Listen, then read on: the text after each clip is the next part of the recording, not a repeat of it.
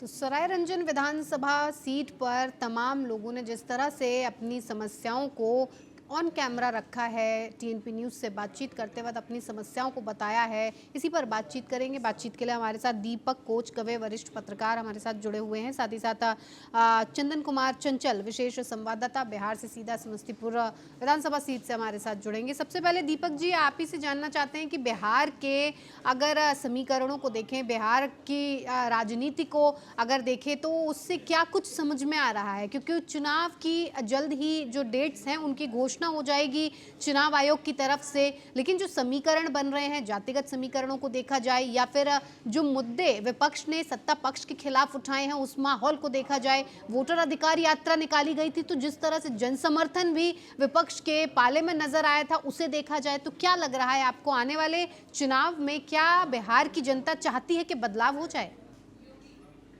देखिए, ऐसा है कि हमेशा चुनाव जब होते हैं तब बहुत सारे समीकरण बनते हैं, जी। बिगड़ते हैं, बहुत सारी बातें होती हैं और बहुत से लोगों की जुबान की चलती है और बहुत प्रलोभन और बातें चुनाव में होती रहती है। बिहार का ये चुनाव थोड़ा खास मकसद में है क्योंकि बिहार के इस चुनाव में एनडीए को थोड़ा साफ दिख रहा है बिहार, क्योंकि बिहार में जिस तरह से वोट वोट अधिकार यात्रा जो राहुल गांधी ने की, हम्म। उसको समर्थन मिला, तो राहुल गांधी ने 16 दिन रह के अपने महागठबंधन को एक सूत्र में बांधने की कोशिश की।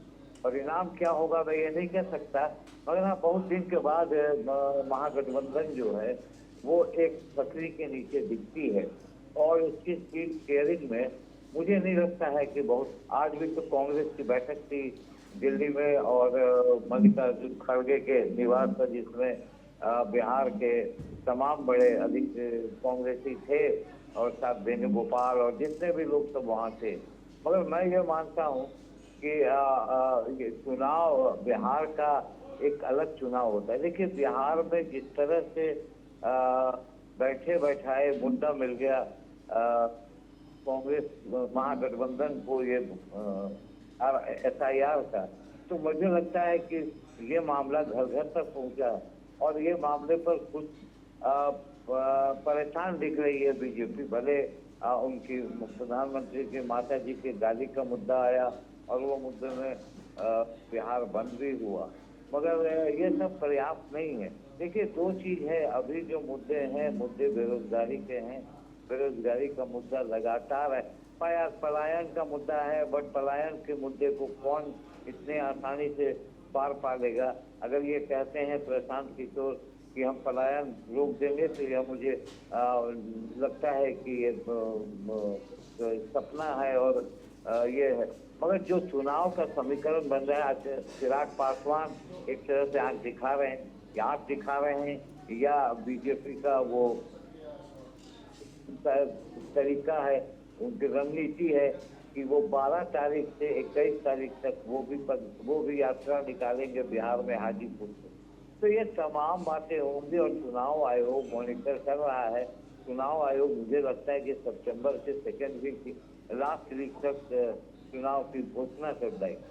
तो मिला के मुकाबला दो ही लोगों में। प्रशांत किशोर एक फैक्टर बने हुए हैं। जी। प्रशांत किशोर को अगर कोई आसानी से ले रहा है तो मुझे लगता है वो मूर्खता होगी उनकी, क्योंकि प्रशांत किशोर एक ऐसी जमीन बनाते जा रहे हैं कि एक आने वाले वर्षों में बिहार में एक फैक्टर से जरूर बनेंगे।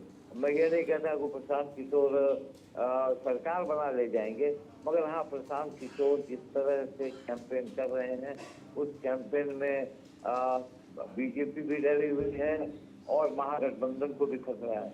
बीजेपी के सारे तमाम बड़े लोगों पर हमले कर रहे हैं, वो चाहे वो मंगल पांडे हो, दिलीप जायसवाल हो, सम्राट चौधरी हो, और इधर लालू यादव की जमीन जो है माई समीकरण, उसमें भी वो गेंद मारने की कोशिश कर रहे हैं।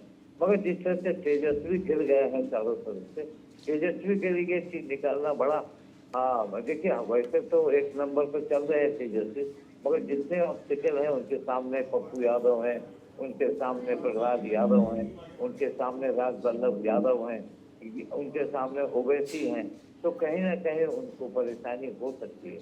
तो मिला जुला के ये चुनाव बड़ा रोचक है और एनडीए के लिए थोड़ा सा भले एनडीए के लोग कह रहे हैं कि बहुत आसानी से निकल जाएंगे, मगर मुकाबला बहुत बहुत ही